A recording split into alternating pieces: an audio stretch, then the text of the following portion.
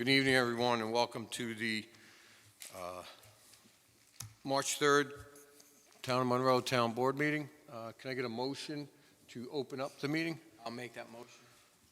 Bingham will second. Call the question. Bingham, aye. Scancarello, aye. Cardone, aye. Bull, aye. Okay, so moved. Richardson, aye. Okay.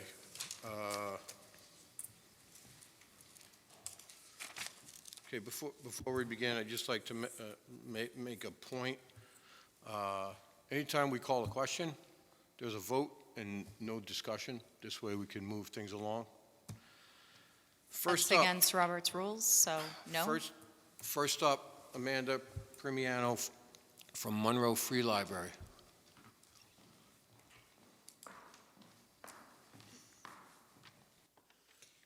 Good evening. Good evening. Thank Nice you to so see you. much. Good to see you too. Thank you so much for having me tonight.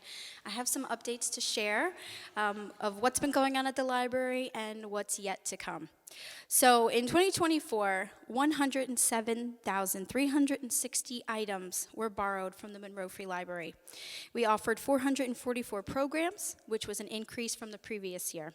4,961 people attended those programs, which was an increase from the previous year. Our community needs a space to gather, and we were there for them. In 2024, our community rooms were used 1,118 times, which was an increase from the previous year. The community asked and received one-on-one support from a librarian 552 times, which was an increase from the previous year. We issued 740 library cards to students in our school districts in the grades kindergarten, 2nd, 6th, and 9th. And this year we are slated to issue them approximately 800 in 2025. Just a brief moment about savings to the taxpayer. In 2024, our books alone circulated 82,318 times. And with respective costs to the average new hardcover book, which is about $15, we were able to save those taxpayers collectively $1,276,330. As you know, that is almost our entire annual operating budget. In 2024, our 11 museum passes were collectively borrowed 105 times. And based on the calculations of how much it costs to visit these museums minus how much it costs to purchase those passes, we were able to save those taxpayers $5,912 to visit those 11 museums in 2024.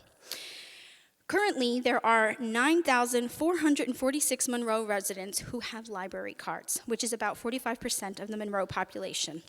We hope more of our community will take advantage of the library's resources. It only takes a few minutes to get a library card, and you can actually apply online, and we'll mail it to you.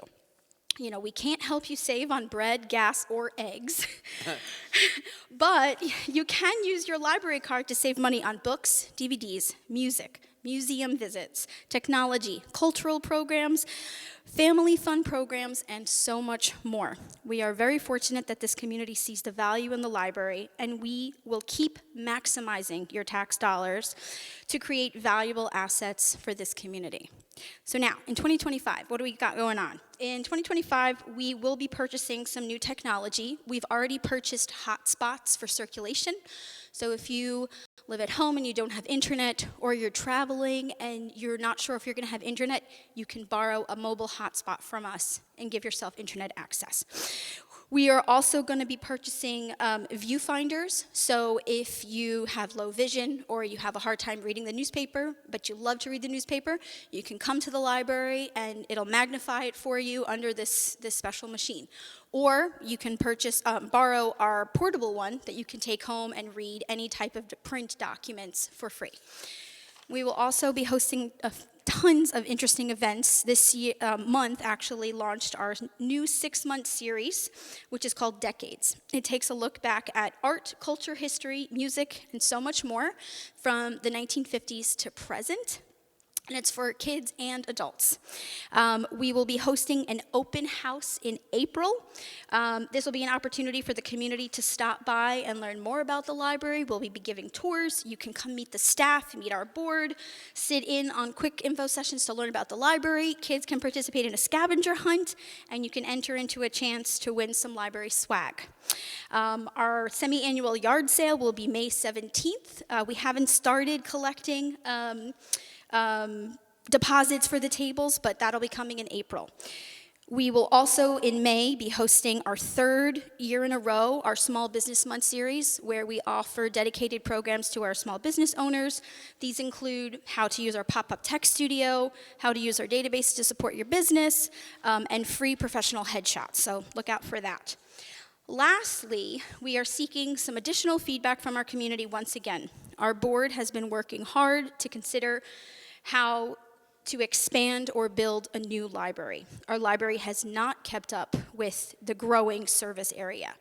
And we held focus groups in '24, and now we're asking for specific feedback about the community's support of a building project and what spaces the community would like to see in an expanded library.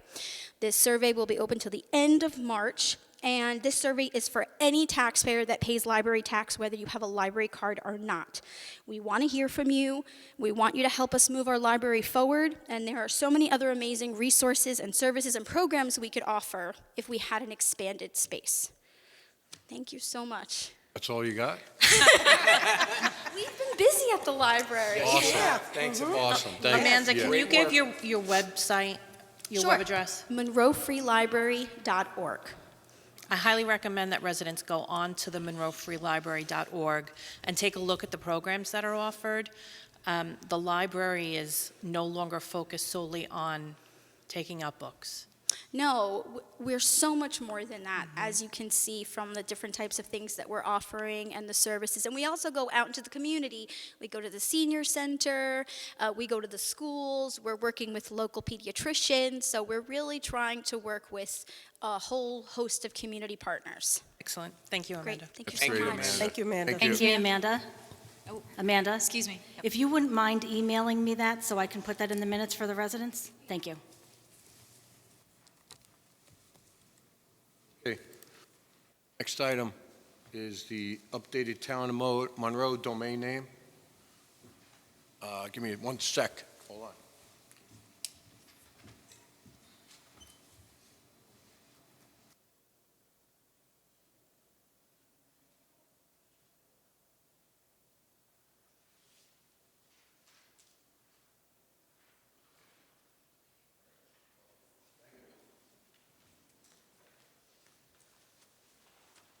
Okay, so we have a new domain name. It was announced this week.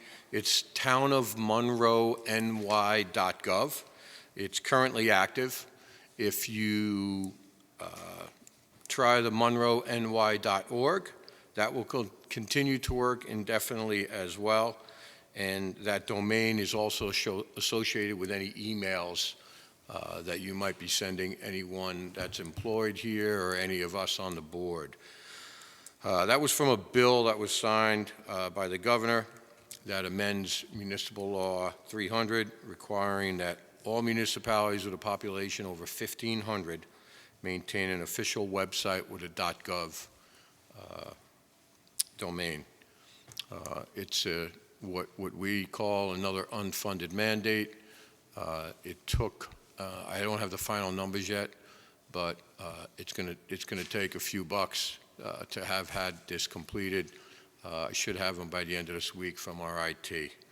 Do we have a date for when our constituents have to comply with emailing the .gov to reach us?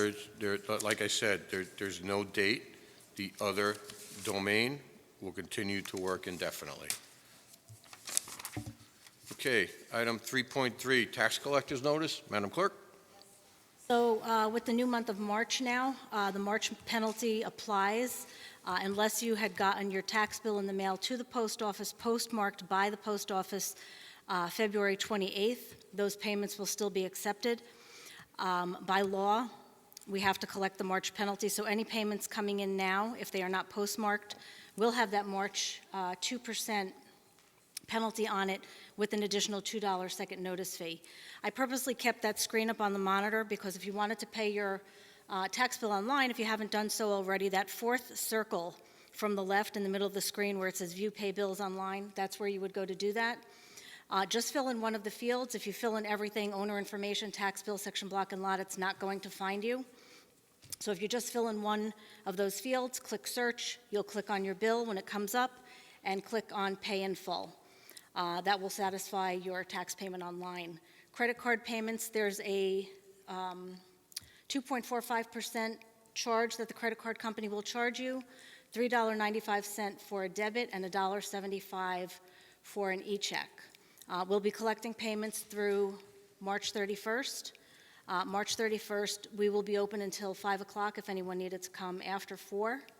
And any payments received after that, not postmarked for April, unfortunately will get sent up to the county where they will put additional penalties on that. And currently we are 86% collected. Thank you. Tax collect. Okay, next up, Monroe Connect. We've said this before, we've partnered with GoGov for the creation and launch of Monroe Connect. It's an app that will give you the ability to get updates and notifications. I encourage everybody to sign up. There's the RQ code, and you can sign up. You have to download, obviously, the app, and you'd go to, can you scroll up, Madam Clerk? I think it's GoGov where you have to go and sign up for it. Well, it's Or Monroe, it's Monroe Connect. Monroe Connect. Yep. Monroe Connect, okay. Yep. Okay. Next up, this Wednesday is the free movie night for veterans. That's a 1 o'clock and a 6 o'clock showing. It's going to be Captain America, Brave New World. Each guest will receive a complimentary drink and popcorn. Currently, I spoke to Christian Farrell today. Currently, the 1 o'clock showing has about 111 people signed up, and the 6 o'clock showing has just under 70. So another great thing for the vets.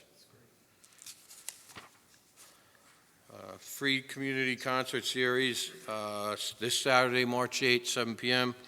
Alexander Trosper will sing songs from Broadway's Golden Age, from the great operas and some music from not so long ago, in an evening of song and celebration. It's free, sponsored by the First Presbyterian Church of Monroe. That's at 142 Stage Road in Monroe. And if you have any questions or want more information, you can go to their website at F as in first, P as in Presbyterian, C as in church, monroe.org.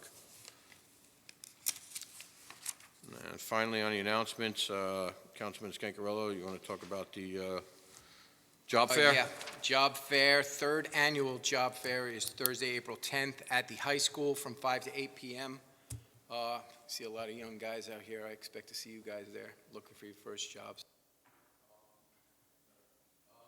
Yeah, it's a great event. We've hired over 100 kids so far in the 2 years.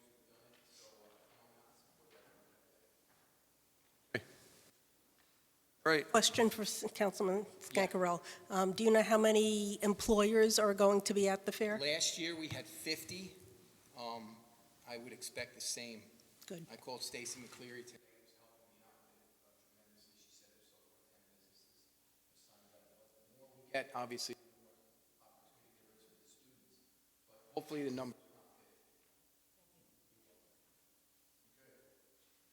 Up, I'll make a motion to open up the continuation of the public hearing regarding local law H-V2 of 2022 to amend Chapter 57 zoning concerning the regulations governing tree preservation. Who will second? Call the question. Bingham, aye? Scancarello, aye. Cardone, aye. Who will aye? No. Okay, so moved. No Madam public Clerk, comment. anybody sign up? No? Dennis, is there anything you wanted to add? I know we're waiting for a response from Max. I'm just double checking my email because as of 4:20 today, I didn't have anything, so, I didn't have anything either. no, 6 o'clock tonight. Want to riff, Dennis? no. So, council, just make sure we're doing this properly. We can close this and possibly leave it open and adopt it at the next meeting. They close it for oral comment? Yeah, open it for oral comments, yes. Yeah, I mean, you could, as long as you're satisfied there won't be any material changes to the law, you could close the oral public comment tonight. If you want to pick a time period to leave it open for written comments, you could do that. I mean, I have a comment as a board member that would like to be put into the record, but I'm not sure what the order of operations. I was waiting to see if the public needed to comment and Dennis needed to comment. So how Right, does, you can comment. Yeah, you Go can ahead. comment. so yeah. what's, yeah, but let me just clarify. What's the normal procedure? It's like after the public comments, then the board can submit oral comments to the same public hearing? Yes, item? the board members can speak now. In other words, there's no public comment, so you could speak into the public hearing record while this is open. Okay. Yeah, I think that the issue raised last meeting about trees not being environmentally in a vacuum is an important point that we need to consider in the law. I know that the Conservation Commission head, Dennis Fordham, had come before us some months ago and spoke about native shrubs. And keep in mind, the same way that we dictate what species tree and what caliper size, which is trunk size and height, the same way we dictate those replacement trees, as in you're not going to be removing a 100-year-old maple in the town of Monroe and then replacing it with like a 1-year-old apple tree or a decorative cherry tree. That's not an equivalent exchange. In the same way that we can dictate an equivalent exchange, like however many replacement trees is equal to a 100-year-old maple tree, I think it's important that we do consider native shrubs and replacement in terms of, my idea here is that it can be limited to landscaping, it can be dictated by the planning board, and only used in circumstances like where they remove an entire, let's say, lot or a large area, percentage of an area, and then they are having to create an entire ecosystem in its place. Because again, trees don't exist in a vacuum. If we just put trees on a lot without considering the entire landscape of an area, including the value of shrubs to protect, wildlife, to provide fruits and flowers and all the same things that trees actually provide, just perhaps in lesser numbers. But then also they have their own alternative values. It's an important conversation and important consideration to have. I did some research after we had this conversation, and there are local ordinances to draw inspiration from. So essentially, I cannot remember what town it was, but there are several towns that count native shrubs that are on a dictated list in the same category as replacements. So, but they're just more. You just replace a certain tree size with a certain amount of shrubs also of the same size and of ecological value. And I think it's important to consider that if we just have a mandate currently for tree-to-tree replacement, then it would be like an oversimplification, and there wouldn't be any environmental sustainability in that either. So it's definitely an important question to continue researching, and so I would just want that to be included. I know that the planning board already has landscaping mandates, and I think we called into question last time. I kept saying that I would like to see a comparison of what people are like bare minimum mandated to do in Monroe versus what we can encourage people to do. And I think this was a great way to start that question. I don't think that there's a good way to say that, one shrub is one tree. That's absolutely ridiculous. But I think that it opens the question of an oversimplification in our current tree law. And that for a truly environmentally sustainable lot, it's the same conversation that I'd been having as a constituent at that microphone, that there are types of forests like native hickory, nut-bearing forests that are required for certain areas in the Hudson Highlands. And it's the same conversation, that having an upper, tree-only lot, you're ignoring the understory and the value of that as well. So I think that that should just be part of our considerations, and I would like to continue my submission with the ordinances I found, and I'll do that via written comment. Anybody else? Yeah, I just wanted to say that I think closing the oral public comments is a little premature. We were supposed to have another applicant come and explain what his landscape person, botanist, was supposed to help us determine how many shrubs equal a tree. So I'm just expressing my concern that closing the public hearing right now would be a little premature. And also, we're still waiting for a response from Max. And as Mr. Nugent said, hopefully there weren't being any substantial changes, but just in case, I don't want to have to close the hearing and then reopen it and republish it again. So that's my concern. To Councilwoman Richardson's point, while I appreciate the importance of a landscape diversity, I don't think that we can tie something like that to the tree code. I think that's going to make it overcomplicated, and I think we need to focus, I think our tree code should focus simply on trees. That's my opinion.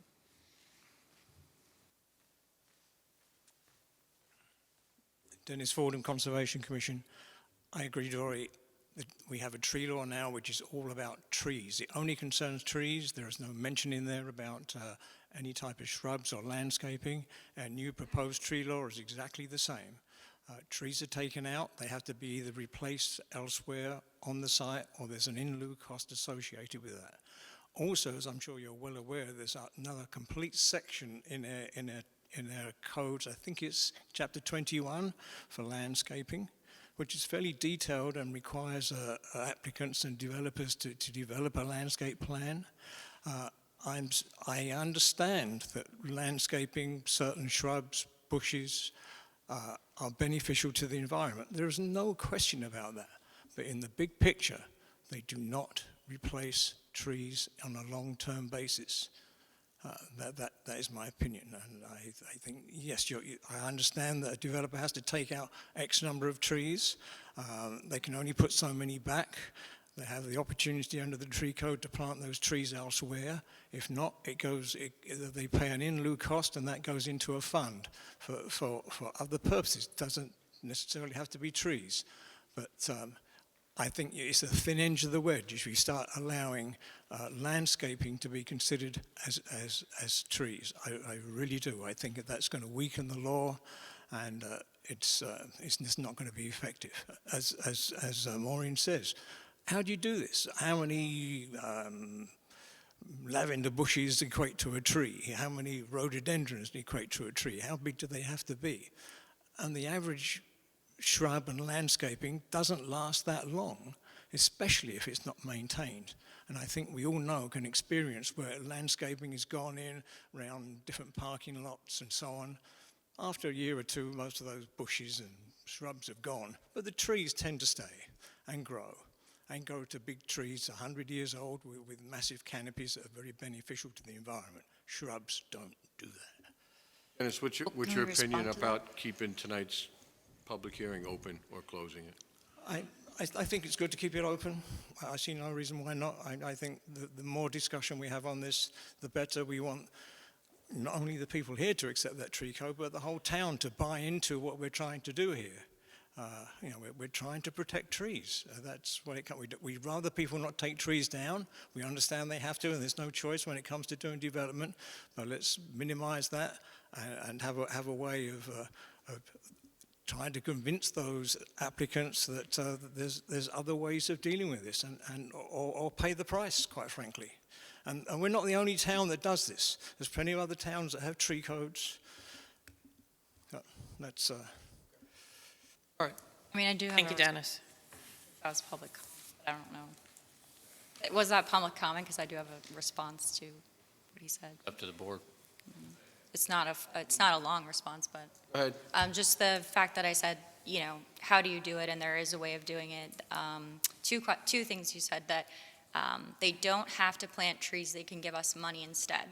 And then we could use that money to buy shrubs. So what is the difference ultimately in the end? And there's also a concern that the young trees that we have people purchase and plant actually don't make it to, unfortunately, the mature carbon sink, and also native shrubs, certain ones of certain size and caliber, actually do provide meaningful carbon sink and provide very, very similar, if not the same in larger numbers, qualities as trees. So it is a calculation to do, but especially because a rhododendron bush is actually a rhododendron tree.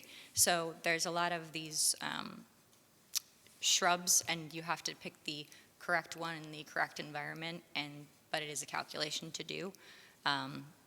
They're young saplings that we're encouraging people to purchase actually have a huge die-off rate at a certain size, and they just don't survive. And a lot of developers plant them the wrong way and suffocate them at the roots, and it's the same issue. You witness a lot of die-off for young trees as well. So everything that you listed here is not only of concern to shrubs, it's also for trees. So I'd like to continue the conversation, and thank you.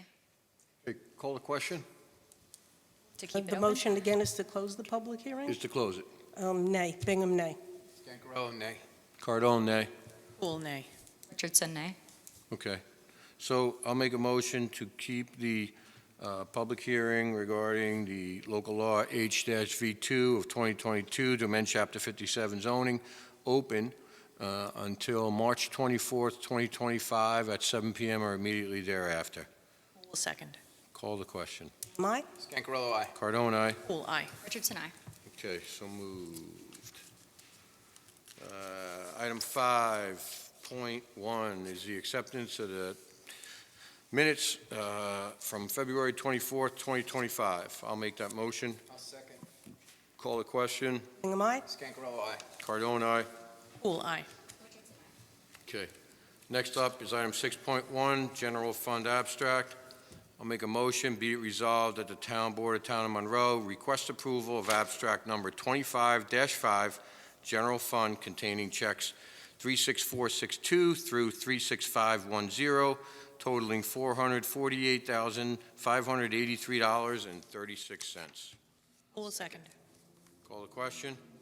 Bingham will vote nay simply because I haven't looked at them yet. Scangarello, aye. Cardone, aye. Poole, aye. Okay. So moved. Item 7.1 is the Life Skills Program at Monroe Woodbury High. I don't know who put this on. I got to be honest with you. So I'm just going to read. This is from Emily Laverty. She says, I'm reaching out on behalf of Monroe Woodbury High School's Life Skills Program dedicated to providing students with disabilities I'm sorry, this is me. I didn't know this is what it was called. Disabilities with opportunity to gain hands-on experience in a real-world work environment. Basically, there's no cost to us. They'll come in, and this would start in the fall. They'll come in, and they would basically clean. If we say, hey, you want to clean the conference room, you want to vacuum here, any place we see fit. It's been a program that's been very successful. Chris Sullivan, our Park Commission Chair, is actually one of the handlers. That's a bad word. What's that? One of the men. Thank you, Mary. One of the mentors that actually deals with these students. It was his idea. He came to me. I know he went to the Village of Monroe as well. We tried to do it at the senior center. The times don't work because they come usually between 2 and 4, and the senior center's events are still going on. So I'm just going to make a motion to approve it. We'll get more details as we get closer to September as far as the days and the times. Second for discussion. I just have a question because reading it, it says that they want to explore the possibility of working with your local business and team to provide meaningful learning opportunities. Can we provide them with other opportunities other than cleaning here at the town, or you've already sort of? That's the That's the framework that they wanted to work within. Okay. New York State does have a 55A program, which allows individuals with disabilities who are registered with Access VR to attain a job that would otherwise be competitive without having to take a civil service exam. And it gets them into an entry-level position. The only requirement is that they meet the minimum qualifications and that their mentor through Access VR does sign off and states that they are able to handle the duties. So I'd be happy to talk with them about the 55A program. All right. Good, I'll put you in touch with Chris. Good, thank you. Call the question? Hingham, aye? Scangarello, aye. Cardone, aye. Cool, aye. Richardson, aye. Okay. Item 7.2, Water District Code Review and Updates. Councilwoman Bingham?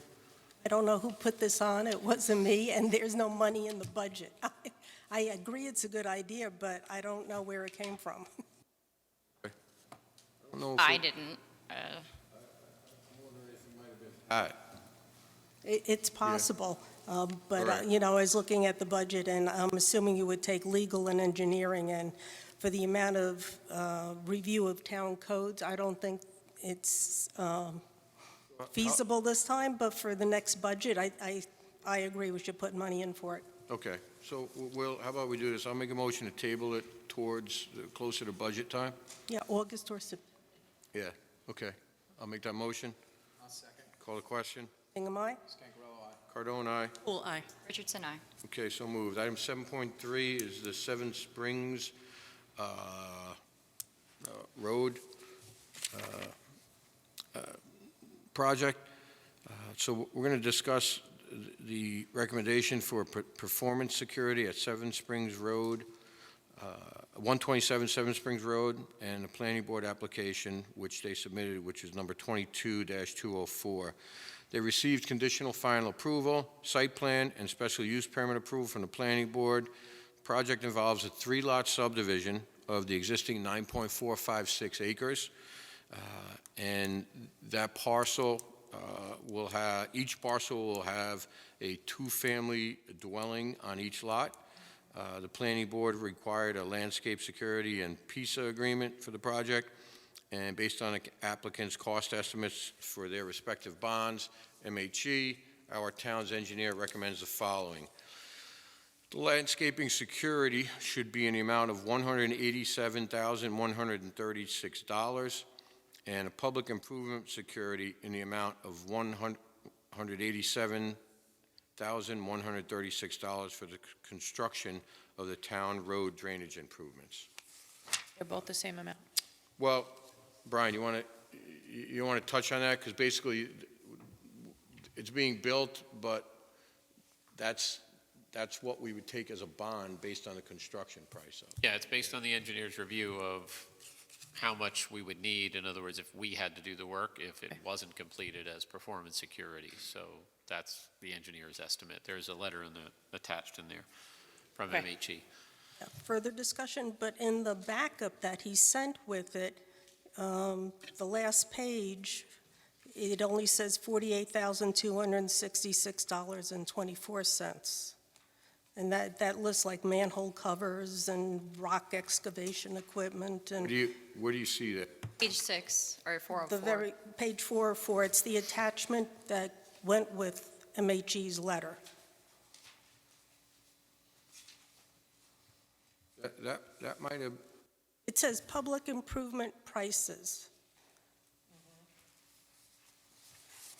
So I think if you there's go, if you go The to the, first if you page. go to the first page, which is 1 of 1, which is right after the letter, that outlines everything. And then it says total 5,000.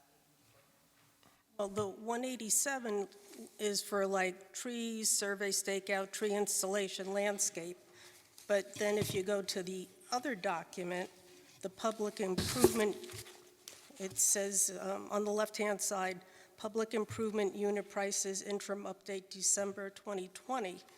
And if you go to page 4 of that, it only says $48,266.24. One is landscaping and one is the other, right? So one is 187, one should be 48,000? Is Right, that what that's you're what proposing? we're, that's what we're questioning, Yeah. whether or not both bonds should be for the same Yes, amount. and that's what I'm reiterating, and I think I agree with that it's not supposed to be identical. That seems highly. And also, this Double says check. public improvement unit prices, and the total is 48,000, so I think that that is what is happening here. I want to make sure that one had sent. So there is a difference, and Sean, I knew something was wrong when I read that before. So that, I'd like to rescind the previous motion regarding the landscape security and the public improvement security. I'll make a motion to rescind that. Poole will second. Call the question. Hingham, aye. Scangarello, aye. Cardone, aye. Poole, aye. Richardson, aye. Okay, so everyone should have received another letter, which was sent because there was a typo in the previous one. And so, And this more, yeah, we sent it 10/10.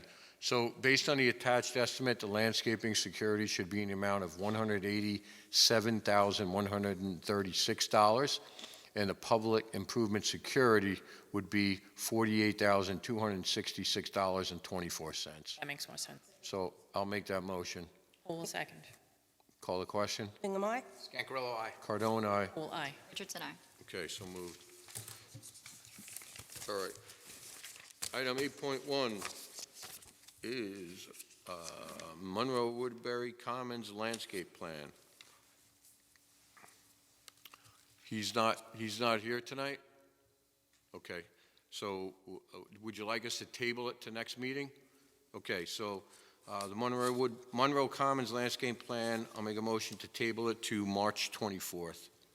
Hingham, Call the question. Hingham, aye. Scangarello, aye. Cardone, aye. Poole, aye.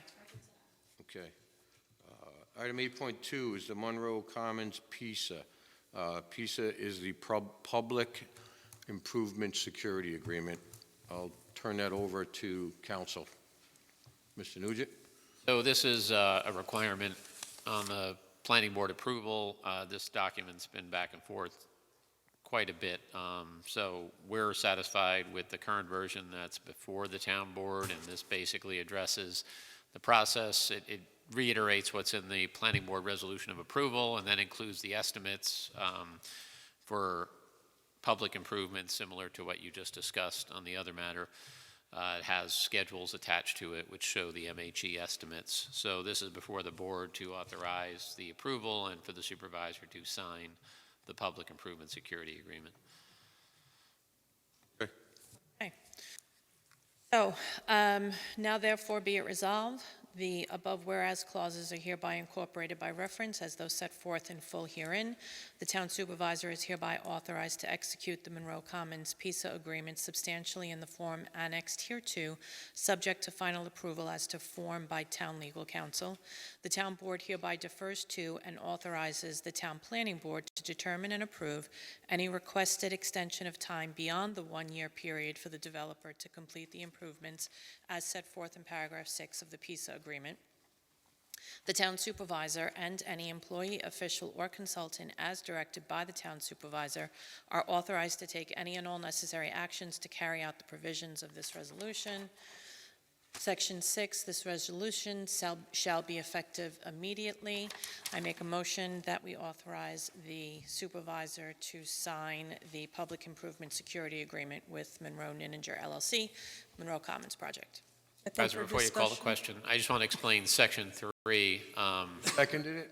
I second for discussion. but Okay. yeah. Okay, All right. thank you. So the attorney for Monroe Commons had reached out today about this 1-year provision. Right now, the PISA has a 1-year time limit to complete all improvements.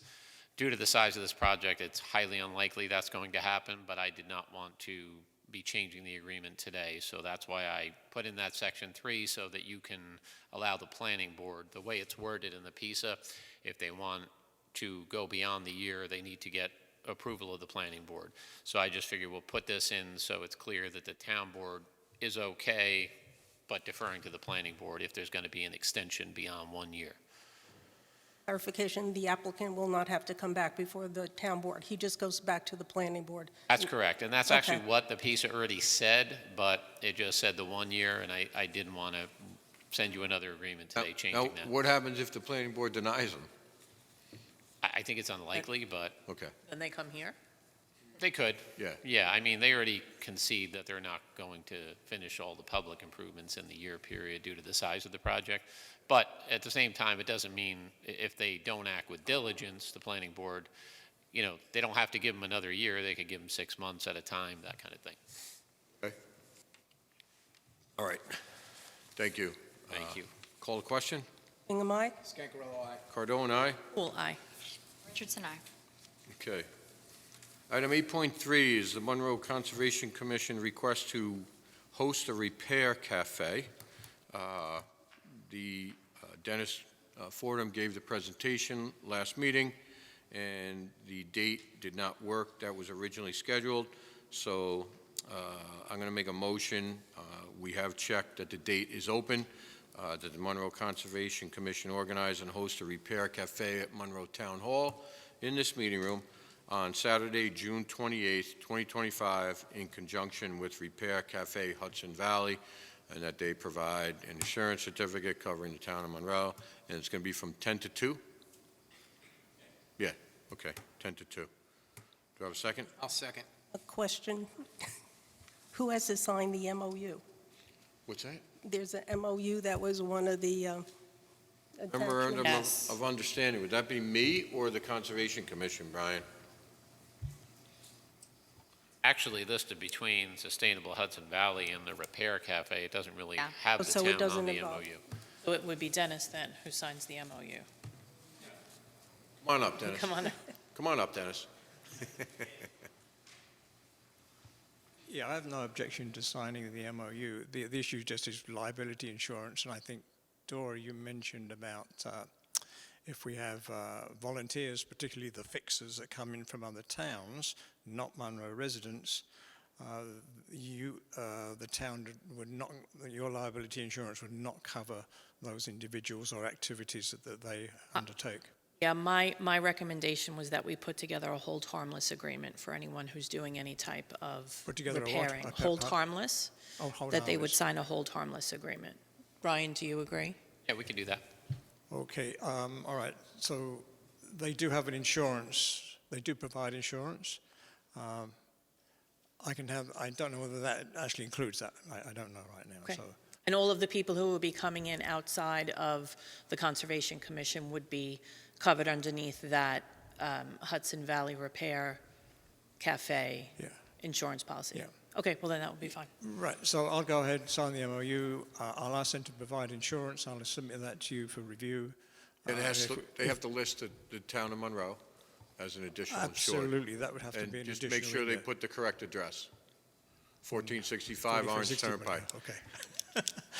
Okay, thank you. All Looking right. forward to it. Thank you very much. Thank you, Dennis. Thanks for spearheading this, Dennis. Yeah, and need lots of support from you guys. I'll Yes. Put the word out there. I will be there. Yeah. I was going away, but I changed my plans. Good, so what No, are I'm you only- going to come along and repair, Tony?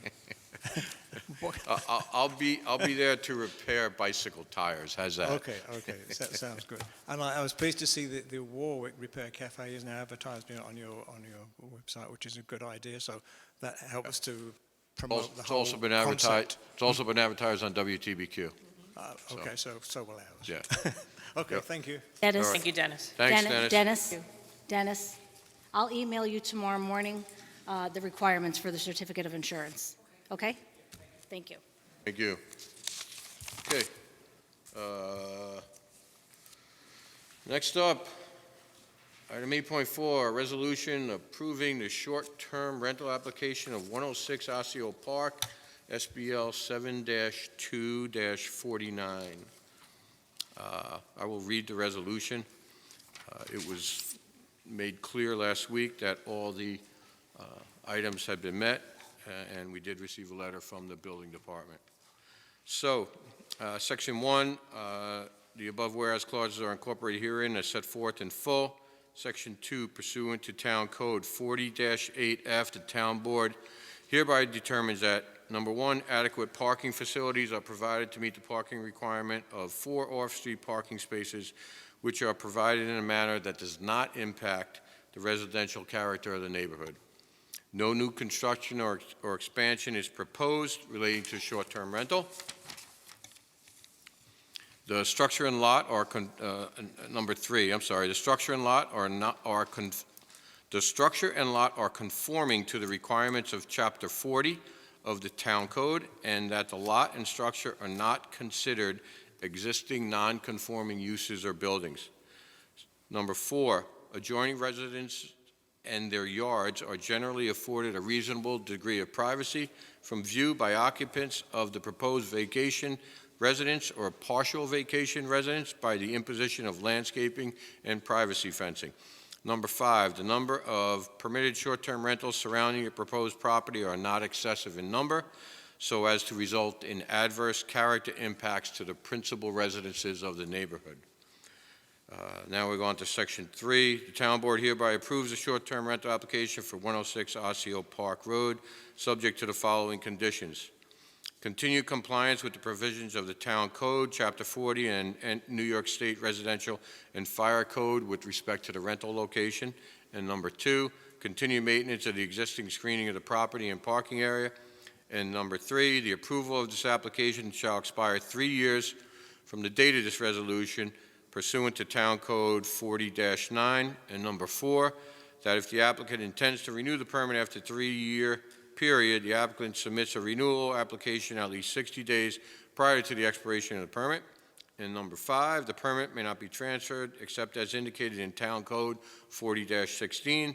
And number 6, the applicant must report any proposed changes in circumstances to the building department that would alter the analysis of the factors set forth in Town Code Section 40-8F relevant to the approval of the short-term rental permit, except that the applicant shall not be required to report any change in the number of short-term rentals surrounding the property, Town Code Section 40-8F5. Section 4, the town supervisor and any other officer or employee as directed by the town supervisor is hereby authorized to take any and all necessary actions to carry out the provisions of this resolution. In Section 5, this resolution shall take place immediately. I'll make that motion. Who will second? Call the question. Bingham, aye? Scancarello, aye. Cardone, aye. Poole, aye. Richardson, aye. Camille, congratulations. And I just want to add, you know, you were instrumental in the infancy stages of this, and you did have a lot to add to our thoughts, because I think every one of us up here at that time, Council McGinn was here prior to Councilwoman Richardson, we were kind of swaying away from the STRs. So I just want to thank you very much, because it does help the local businesses in a great way. Okay. All right. Thank you very much. Thank you. Okay. Public comment? No public comment. No public comment? Okay. Wait, someone stood up for public comment. What's that? Motion to let someone from the public speak. Okay. I will give you 3 minutes, Lipa, Mr. Deutsch, to speak. Just make sure you state your name, where you live. Lipa Deutsch, 12 Prague, Monroe, New York.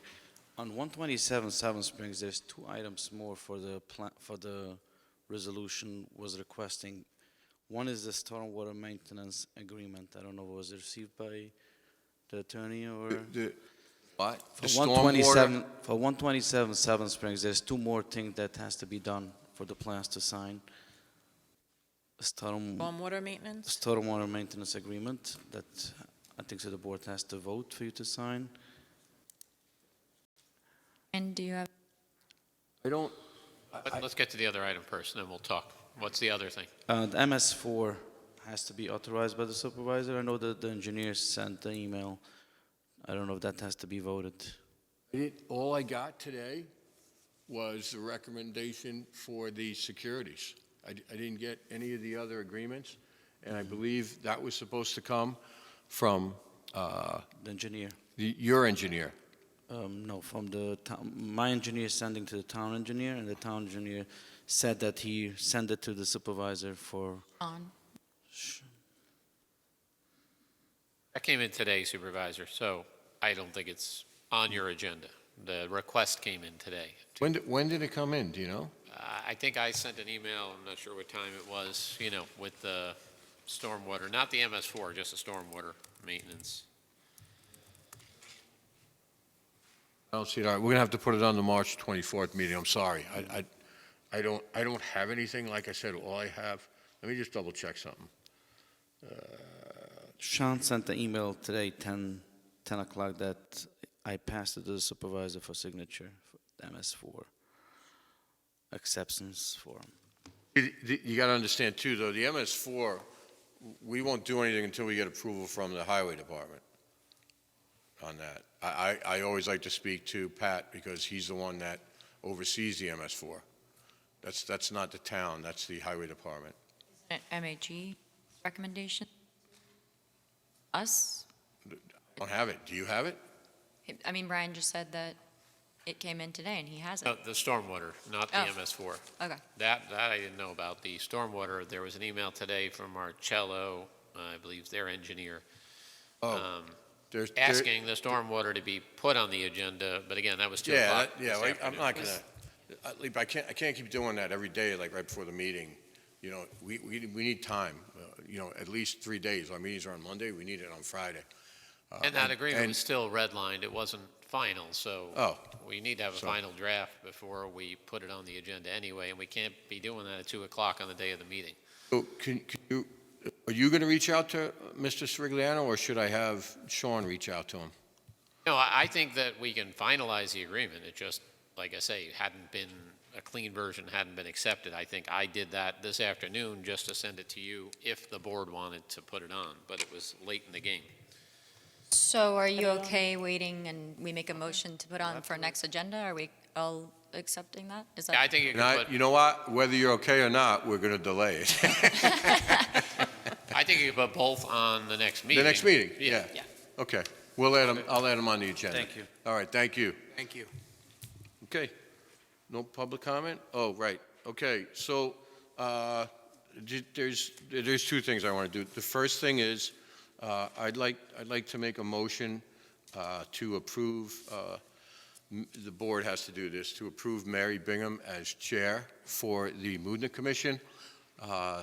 Steve Daw is also on the committee, and Steve agreed with me that Mary's been there quite a bit. She's an expert on water and sewer, and she's got seniority over Steve, and Steve was very accommodating with respect to that.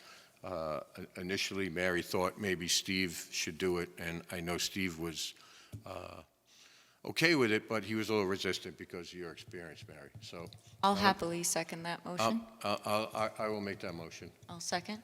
Call the question. I'll abstain. Grillo, aye. Cardone, aye. I vote twice for Mary's abstention. Yeah, you can vote So twice. aye. Okay, Richardson, aye.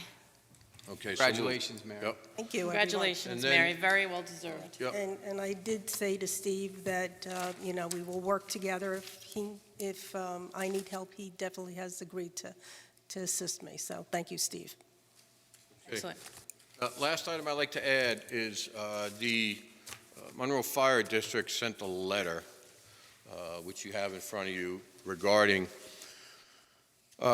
creating a town law which addresses false alarms, which I'm waiting for a call back to get the number. The town of Monroe Fire District responded to over 800 calls this year, and I'm going to say a good percentage of that was false alarms, and many of them were at the same location multiple times during the year. So I spoke to Mr. Nugent today. We reviewed a couple of other town codes. One of them was a little over the top, where your first fine, I think, was $5,000. And then the other one was in line with what I was thinking, not to exceed 150 the first time, and not to exceed 250 the second time, and then 500 the third time. I would also like to, I just want to converse a little more with the fire commission, because I think our residents, you know, all right, so you make a mistake the first time, you don't get fined, you know. But it has been troubling for them, and I'm going to say, based on the calls that I see come in, I bet you that 150 to 200 minimally are false alarms. So, I just have a question about the nature of the false alarms. Are they talking about people picking up and dialing, like, or are No. they talking about the no, businesses and automatic homes? alarms that Yeah. go off Okay. because you got the blow dryer running too hot, or the kitchen So like toaster.